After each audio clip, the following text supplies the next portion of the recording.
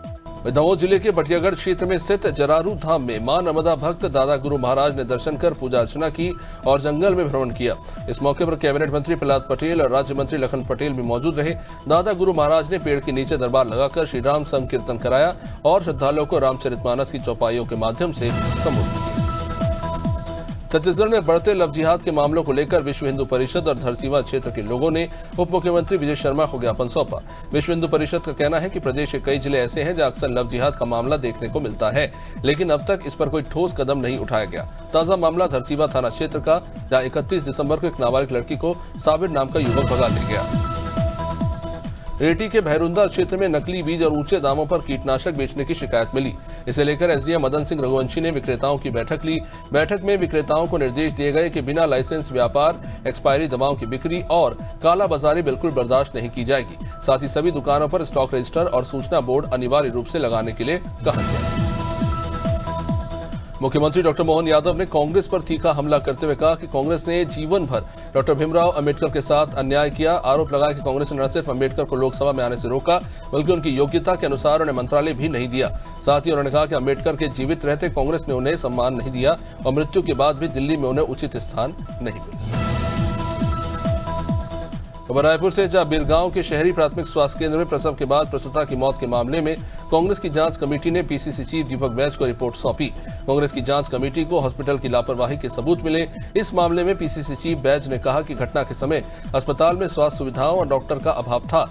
इन सब की वजह से घोर लापरवाहियां हुई, जिसकी वजह से एक प्रसूता की जान गई। महासमुंद जिले में एक युवक ने मामूली विवाद पर अपनी ही बहन की हत्या कर दी। मामला बसना थाना इलाके का है। बता दें कि बीती रात गोलू उर्फ सलीम जौहरी का अपनी बहन सलमा जौहरी से विवाद, जिसके चलते सलीम जौहरी ने अपनी बहन सलमा पर लकड़ी से वार किया। इससे उसकी मौत हो गई। सूचना के बाद पहुंची पुलिस ने आरोपी भाई को गिरफ्तार कर लिया है। 20 जून को भोपाल स्थित मुख्यमंत्री निवास में प्रदेश स्तरीय गौशाला सम्मेलन का आयोजन होगा। इसमें सीएम डॉक्टर मोहन यादव और पशुपालन एवं डेयरी विभाग के मंत्री लखन पटेल शामिल होंगे। साथ ही प्रदेश भर के सरकारी और प्राइवेट गौशालाओं के संचालक और प्रतिनिधि इसमें मौजूद रहेंगे। बता दें कि सम्मेलन में गौशालाओं में रहने वाले गौवंश की व्यवस्थाओं के लिए लगभग 50 करोड़ रुपए की राशि ट्रांसफर की जाएगी। भोपाल के कुशाभाऊ ठाकरे कन्वेंशन सेंटर में ग्रामीण रंग पर्यटन संघ राज्य स्तरीय उत्सव का आयोजन किया गया। यहाँ पर कई स्टॉल ग्रामीण क्षेत्र के बने हुए थे, जो अपनी अलग अलग कला और प्रतिभाओं से संबंधित थे। मुख्यमंत्री मोहन यादव ने हर एक स्टॉल में जाकर उनको देखा और उसके बारे में जानकारी ली। इस दौरान उन्होंने उज्जैन से आई महिला की बनाई गई वस्तुओं की भी तारीफ की। नर्मदापुरम के जनता कार्यालय से नरसिंहपुर सांसद दर्शन सिंह चौधरी ने 30 दिव्यांगों को ट्राईसाइकिल और स्कूटी बांटी। इस दौरान सांसद दर्शन सिंह चौधरी ने कहा कि यह परिणाम है मोदी सरकार को सत्ता में लाने का। हर मौके पर आपके साथ। आम नागरिकों को जो भी आवश्यकता है बेझिझक हमारे पास आकर कहें, हम उसकी आवश्यकता को पूरी करेंगे।